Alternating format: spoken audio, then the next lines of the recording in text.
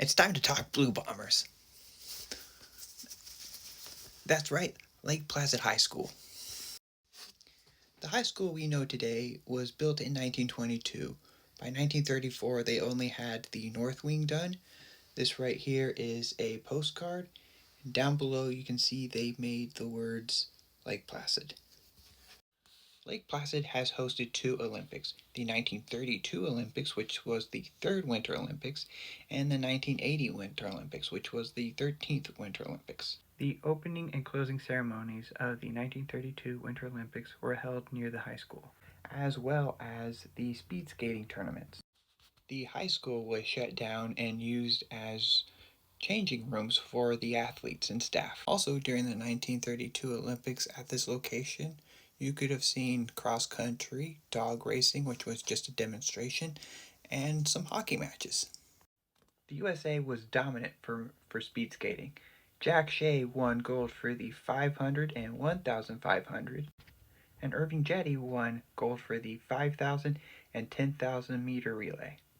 Women's speed skating debuted in Lake Placid, but only as a demonstration, so no medals were awarded.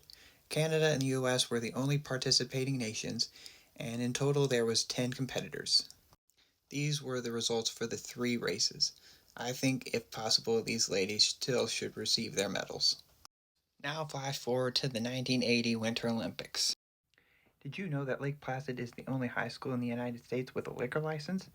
That's because they shut down the school for 5 weeks during the 1980 Winter Olympics to use as a media center where they sold alcohol.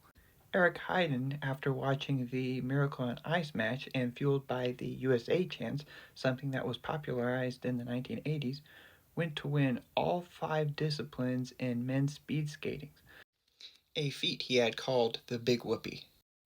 In women's speed skating, we were denied 4 times gold medals. The dominant Karen Voss of East Germany won gold for the 500 meter. Soviet Union's Natalia won gold for the 1,000 meter. Netherlands' Annie won gold in the 1,500 meter. And Bjørn Jensen of Norway had quite the successful year, winning gold in the 3,000 meter.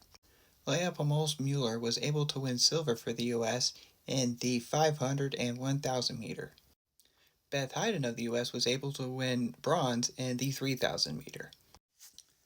On March, after the Winter Olympics, Lake Placid would go on to have its own Miracle on Ice, as the Lake Placid Blue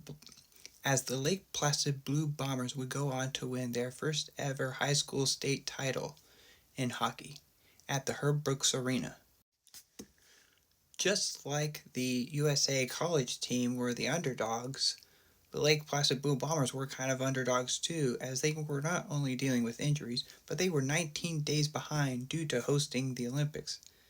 I feel like the Miracle on Ice and us winning the gold medal was a national thing, and I think that this later on was a big thank you and a just local celebration of having to deal with everything that had to do with the Winter Olympics. I never attended Lake Placid High School, nor did my sister.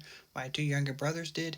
Every year, the Olympic Center works with the high school to create a very picturesque graduation. Every summer in July, since probably 1999, the high school and the speed skating rink become the epicenter and finish line for Ironman. In 2022, the Oval and many other Olympic venues were updated to anticipate the International University Games, Collegiate Winter Olympics.